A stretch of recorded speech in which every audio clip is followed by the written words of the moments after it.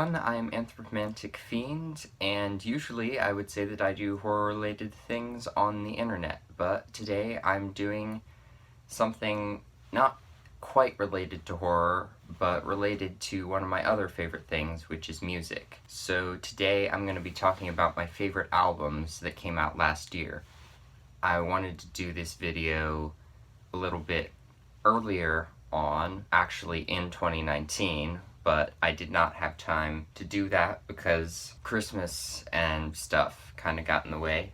But anyway, these are my favorite albums that came out in 2019. This is not really a ranking of what I liked best, although I'll give you my overall opinions on how much I liked the albums. But this list is really just going to be the albums that I bought in 2019 because those were the ones that I cared enough about to get, because albums cost money and I want to support the artists, but it has to be really, really worth it for me to buy it, because I can't just buy every single album I want every week because I don't have the money for that. But anyway, these are my favorite albums of 2019. So starting off, this is an album that I have already done a video on my channel, which is Dragonfly Effect by Alia Tempora. These guys are a metal band from, I believe, the Czech Republic.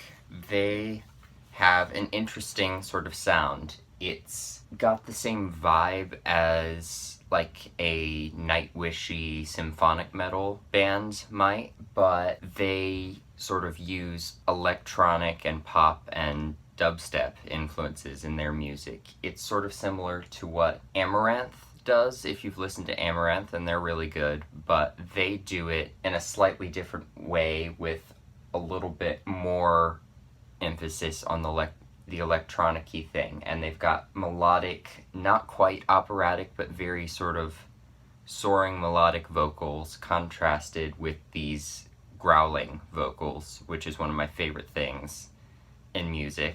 This is all really catchy. If you're like a true metal purist, you're gonna despise this album because of the pop and dubstep sort of influence. It's just really well-written, fun songs. I've done a review on it already, and this album is special for a few other reasons. Notably, the copy I got is signed by the band members, but also it is notable because I am actually on this album. They reached out to fans of the band to contribute to sort of this choir of backing vocals on one of the songs, and I decided I was going to do that. So the song Crossroads on this album has me and a bunch of other Alia Tempora fans on the final chorus, and it sounds great. I'm like in the midst of all of these other singers, so it's nearly impossible to pick me out, but that's not the point. I just wanted to contribute to the song, and it was really fun to do, and I'm glad that I did. Because look, I'm part of the brave army of unicorns now. Where am I? There I am.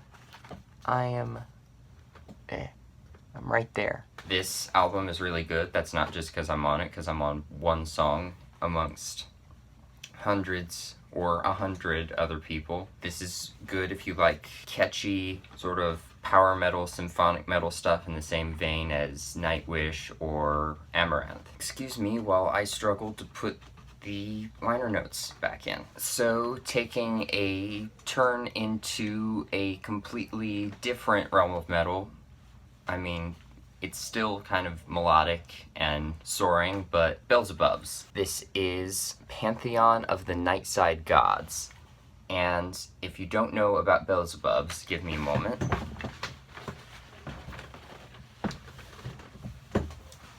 Beelzebubs were not originally a band. Beelzebubs was a comic strip series created by J.P. Ahonen, I believe it is, who is a Finnish comics artist, and it's just these little comic strips about a family of devil-worshipping black metal people. So think sort of the weird is normal type of thing in the Addams Family, except they're all corpse-painted, Satan-worshipping black metal people. So you've got little things like this. This one's fun.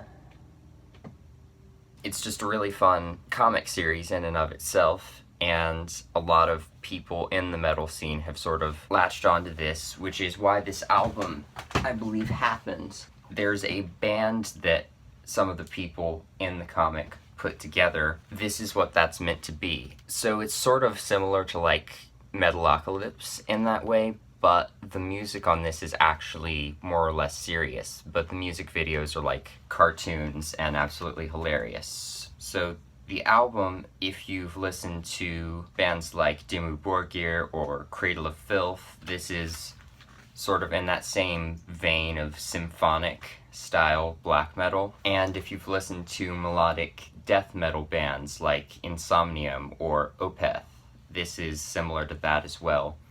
There's sort of this folky, melodic influence in there as well. That's by no accident at all, because it hasn't been like confirmed by anyone, but at this point we're like 100% sure that at least the vocalist on this album is the lead vocalist for Insomnium, because he said he loves Beelzebubs, and it just sounds exactly like him. Nobody sounds quite like him. And the instrumentalists might be from Insomnium as well, because it has a similar sound. It's just more black metal-y and symphonic than they usually are. And for that matter, on guest female operatic vocals in the background of some of these songs, we have Skullcraft, who is Lindsay Schoolcraft, the keyboardist and melodic vocalist for Cradle of Filth. And I'll talk a little bit more about her later, but her parts on this album are great. I kind of wish there had been more of her, because she doesn't really get to sing a lot of lines, just sort of eerie background stuff, which is cool. But there is a bonus track on this called Nuns in the Purgatory, which is just these different layers of Lindsay's voice doing sort of Gregorian chanting, maybe, I'm not certain, but it's just her voice layered over to create this sort of choral religious feeling, but it's all, if you listen to sort of the Latin chanting that's going on, it's all praises to Satan, of course. Beelzebubs, if you enjoy symphonic black metal or melodic death metal, and if you enjoyed the Beelzebubs comic, I think you will like this. And if you haven't checked out the Beelzebubs comic, please do so. You can just find basically every social media outlet. JP Ahonen has a page for Beelzebubs that he'll update regularly with new strips, and all of them are hilarious. Then we've got Cellar Darling with The Spell. I don't really like to play favorites, but this might be my favorite album of 2019. This is a really cool album, and one of the things I was anticipating most in 2018. So Cellar Darling don't really have a defined genre that they're part of per se, but all of the members were formerly members of the band Helveti, who were a Swiss. They still exist, just without these members. Helveti, who are a Swiss folk metal band with like very Celtic influences. So Anna Murphy, Ivo Hinzi, and Merlin Suter, I believe their names are, all left that band for various reasons and decided to form Cellar Darling, which keeps some of the folkiness of Helveti, but that's not the main focus of the music. It's very progressive rock influenced, and it's definitely still very metal, but it's very much their own thing. So you've got the three of them. There's Anna Murphy, who sings. She plays the hurdy-gurdy, most notably. And if you don't know what a hurdy-gurdy is, I don't totally know how to explain it. It's an instrument with a crank. It's like a traditional folk instrument. Just look it up, please. I don't want to explain this to you. She became notable in Helveti for playing the hurdy-gurdy and because of her voice, and she does both of those in the band on this album, but she also plays piano and flute, which is, how do you do all of those? It's just, she's really good at all of those things, and not like, she didn't take voice lessons which blows my mind because her voice is so good, and she like only took some preliminary lessons with the hurdy-gurdy just to figure out how it worked, and then she just kind of went on with her own thing. I don't know about piano or flute, but just wow. And then you've got Ivo Hinze on guitar and Merlin on drums, Merlin Suter, and they both do a great job of just writing really catchy and interesting and heavy parts for the songs, which is really good.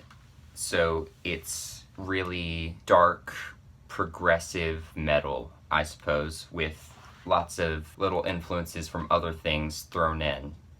And the sticker that came on this said, for fans of Lacuna Coil and Catatonia, and I would probably agree with that, although I think there's definitely more to it than that, but I definitely recommend them if you like sort of dark progressive metal. But the really cool thing about this album is that it's a concept album with a really, really cool story. It follows this girl who has been put on Earth to absorb all the pain in the world, and she wants to die, and she meets death and falls in love with death and wants to be with death, and death is like, no, don't, and puts a spell on her so that she cannot die, and she's totally distraught by this, and all of the songs following that are her trying to find a way to kill herself to be with death, all of which more or less prove unsuccessful. The first 4 songs are Pain, Death, Love, and The Spell, and then after that you've got Burn, Hang, Sleep, Insomnia, Freeze, Fall, Drown, etc. But I don't want to spoil how the story ends because it's really, really good. This album is amazing. The artwork is gorgeous too. The artist who did it did the music videos for all of the songs on The Spell as well. I think all of the songs have been done now, or at least most of them. I forget his name, but the artist also has done videos for the symphonic metal band Karak Angren, symphonic black metal, videos for Opeth and I believe Borknagar as well. He's just got this really sort of eerie, surreal animation style that's really, really cool, and I recommend checking out those videos, but please, please check out Cellar Darling and The Spell. I think this might be my favorite album of 2019. It's just great music, great storytelling, great everything. After that, we've got Children of Bodom with Hexed. If you're not familiar with Children of Bodom, they are a Finnish melodic death metal band, or were. I think they're splitting now or going on without Alexi Laiho, the vocalist, guitarist, and it just won't be the same without him. I'm kind of sad, but we've got this album from last year, at the very least. This album's just really fun and catchy if you like melodic death metal. It's not as heavy or as technical as some of their other stuff is, but it's very power metal influenced, I suppose. If you like very melodic neoclassical guitars, but with like screaming vocals and some sort of raspy melodic stuff as well, you'll enjoy this. They've got sort of a very progressive melodic influenced sound, but with a death metal aspect and just sort of a punk attitude, which all of that together just makes for really fun music. And the lyrics, to be perfectly honest, aren't great, but nobody comes to Children of Bodom for the lyrics. They come for the awesome music. Because yeah, there's a song on this called Kick in a Spleen, not Kick in the Spleen, Kick in a Spleen. It's all just really fun, and then the artwork on this one is especially great. This is a really cool interpretation of their mascot Roy, who is a Grim Reaper. If you like fun, catchy, melodic metal and you're cool with screaming, you will like this album. I'm almost positive. And then we've got Dream Theater with Distance Over Time. If you don't know who Dream Theater are, and if you're a metalhead, I would assume you do at this point, Dream Theater are a progressive metal band. That is what they do. They do sort of progressive rock in the vein of Rush, rest in peace Neil Peart, by the way, in the vein of like Rush and Yes and Queensryche, bands like that, combined with metal in the vein of Iron Maiden or Metallica, and then they've just taken the sort of technical complexity and difficulty of the music and amped it up as much as you possibly could. And they tackle some interesting themes in their music as well. There's a song on this called Pale Blue Dot, which I believe is based on something Carl Sagan says. So there's science stuff, there's sort of inner emotional stuff. It's all sort of it's intellectual metal, but it's also really heavy. There's just some really fun, heavy, down-tuned riffs on this, and just crazy, amazing, shreddy guitar solos, synth solos. I think of just about every instrument gets a solo on this album. If you like really good musicianship and just good progressive metal, if you like Rush, yes, Metallica, Iron Maiden, Queensryche, etc., you're probably gonna like Dream Theater, and this is a really good album from them. I like most of what I've heard from them. Actually, pretty much everything I've heard from them, but that's a good one. I don't know what else to say. All of these albums are good, or I wouldn't have bought them. Alright, this is the other album that might have been my contender for favorite album, but I'm not gonna choose because everything in this pile is wonderful. This is Helveti with Adignatos. So I already mentioned Helveti. They are a Swiss folk metal band that focuses on a Celtic influence in their sound and digs deep into Celtic mythology in their lyrics as well. So this album is a little bit of a departure for them, partly because Anna, Ivo, and Merlin left the band, but they got some great members on board following this, but it also just takes a more modern approach in the sound. It's a lot heavier and chuggier in places. There's more shreddy guitar solos, but there's still a lot of folky influence in it, because they've just got a bajillion folk instruments in the band. There's hurdy-gurdy, like with Cellar Darling, but there's whistles, there's harp, there's... I didn't hear as much of it on this album, so I'm not sure, but they've had bagpipes in the band, violin or fiddle. They just take sort of these Celtic folk-style melodies and combine it with, like, really heavy metal. You've got melodic vocals, you've got growling vocals, you've got breakdowns, blast beats, and you've got violin solos. So this album is really amazing. It's really catchy, it's really heavy, it's really beautiful, and it tackles sort of a lot of issues that these Celtic tribes had to go through at the time. There's a section of the album that adapts a Celtic story, I forget what it is, but it sort of takes it and parallels it with the modern world to sort of talk about sort of social things and religion, and it's really cool. But it also talks a lot about rebirth, which is an interesting concept to be talking about, especially since this is sort of a new chapter for the band. If you like folk metal, if you like Celtic music and you're cool with heavy stuff, if you like heavy stuff and you're okay with some Celtic influence, I think you will like this album. I really, really love this album. Then we've got Martyr by Lindsay Schoolcraft. And I told you we would be getting back to her, and this is why. Because she put out a solo album, I almost said this year, last year. It's really awesome, but it's not exactly a solo album because she co-wrote it with Rocky Gray of, I believe he's now with We Are the Fallen, but formerly of Evanescence. And as I mentioned before, Lindsay Schoolcraft is in Cradle of Filth. She plays keyboard with them, but she also does the melodic vocals in the songs now. This isn't really a black metal album, so don't go in expecting that, but it's got a dark gothic atmosphere, and it is very much in line with the stylings of Evanescence. There's a very sort of heavy groove metal, sort of a 90s groove metal influence to the guitars, plus these really lush, atmospheric, orchestrated sections with awesome keys and piano from Lindsay as well. It's just really good. If you like Evanescence or We Are the Fallen, you will love this album. If you like Cradle of Filth, I expect you'll like it too. If you like symphonic metal, gothic metal, anything in that realm, you're gonna like this album. And another fun highlight on this album for me was the song See the Light, which features Zin, who is the vocalist for the band Ne Obliviscaris.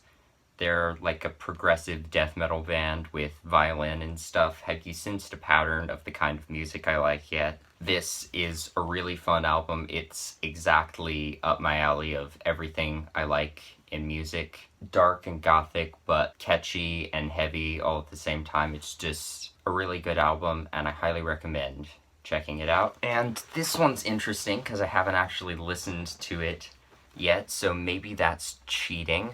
And maybe it's cheating because it's a live album, but I don't care because I know I will love it because it's Nightwish and it's Decades live from Buenos Aires. This album, as I said, it's a live album and it's from the Decades tour. And this is the tour that I saw Nightwish on in 2018. Best show I've been to in my entire life. They played new songs and they played classic songs. They played songs they hadn't played in years and years, like really early stuff from Oceanborn and stuff. I'm rambling on. I haven't even explained who Nightwish are yet. In case you don't know, Nightwish are a symphonic metal band from Finland. They combine crunchy, heavy metal guitars with huge, epic orchestrations and folk influences, and every single member of this band is just a phenomenal musician. Even though there have been multiple lineup changes throughout the years, their sound is just perfect. They are my absolute favorite band. If you haven't checked them out, do it. Like right now, what are you doing? Nightwish are absolutely amazing. This album I know will be phenomenal because my favorite bands on the tour I saw them in, although not in Buenos Aires, but pretty much the same set list with a few changes. But Nightwish, if you like symphonic metal, power metal, if you like good music in general, I think you will like Nightwish. And just listen to everything. It's all really good. Alright, so finally for the albums I actually bought physically, we've got In the Raw by Tarja. And Tarja, or Tarja Turunen, is the former singer for Nightwish. Following her, they had Annette Olsen, who was really good, and right now they have Flor Jansen, who's like one of the best singers right now in my opinion. She's so versatile. But Tarja's been doing her own thing since the split with Nightwish that she had, and she's just got this amazing operatic voice that she's been lending to metal for years and years, even though her original intent was to be an opera singer. She's put out a really good album with this. It doesn't sound totally like Nightwish. It's got its own thing going on, but it still holds to that really melodic, infectious, but really, it's heavy. I'm basically repeating myself. I like melodic, probably gothic or symphonic metal stuff, which is what most of this is, and this is no exception. Operatic vocals, great symphonic sections, heavy guitars, catchy melodies, and some really great guest singers on this. We've got Bjorn Strid, who's from the melodic death metal band Soilwork, and from the hard rock bands Night Flight Orchestra, who are really, really good. That's on the song Dead Promises, which is one of my favorites. You've got Goodbye Stranger with Christina Scabia from Lacuna Coil, and you've got Silent Masquerade with Tommy Karavik from Camelot. That's Camelot with a K. They're a power symphonic metal band. I'm repeating myself so much. All of this is really, really good. And those are the albums I bought physically, but I also want to recommend the album, if I can remember how it's pronounced, I think it's Mustan Sindamin Rovio. I don't know Finnish, but that is the album that Marco Hietala, the bassist for Nightwish, if a member of Nightwish puts something out, I will buy it at some point. His solo album came out last year, and it's all in Finnish. This month, he's putting out an English language version of it called The Pyre of the Black Heart, which is what the Finnish version translates to in English. But if you like Nightwish, you'll like it, but it's not exactly a metal album. It's like a progressive rock album. He calls it hard prog. There's folky sections, there's synthesizers, there's guitar solos, there's violin, there's basically whatever he wanted to put on the album is on there, but it's just really well written and catchy, and he's got this really great voice that's just full of attitude. If you like Dio or Bruce Dickinson, he's got that type of voice, but with this very distinctive phrasing that's totally him. That's Mustan Sindam and Rovio, I believe, by Marco Hietala. If you don't like things in languages that aren't English, just wait. The new version comes out this month, but that's another really good album. I feel like I'm repeating myself so much, but oh well. And finally, the one other album that I bought this year that I did not get a physical copy of was Times of Obscene Evil and Wild Daring by Smolder. And Smolder are characterized as epic doom metal. They've got a sound similar to bands like Candlemass, or I can't name a lot of epic doom bands, but Candlemass, I think Solitude Aeternus. But doom metal is, you know, slow, Black Sabbath-y, atmospheric stuff, but epic doom just brings it to this just sort of expansive, epic, often fantasy-inspired realm, often with sort of power metal-y soaring vocals, and that's what this is, basically. Their vocalist, Sarah, if you've watched the Banger channel, the metal review, metal everything YouTube channel, she does album reviews among other things on there. She's the vocalist for this band, and she does a great job. It's not a modern sounding album. It's not a super polished sound, but everything sounds really, really clear, and everything has a lot of attitude to it. It's dark, but it's got like a classic Iron Maiden, Judas Priest vibe to it as well. And all of the songs are sort of inspired by classic pulp fantasy George R.R. Martin type stuff. I'm gonna say this again because I've said it with everything, but it's just really good, and I recommend you check it out if you like that kind of music. Thank you for watching. Those are my favorite albums of 2019. I know Nightwish is supposed to put out a new album this year, so I'm very excited for that. I believe The Birthday Massacre is as well. I'm also excited for that. There's a lot of cool albums coming out this year that I'm excited for, but those are the main two. But I'm not here to talk about that. I've already talked about what I want to talk about. So thank you for watching my video, and I will hopefully see you in another one. Bye.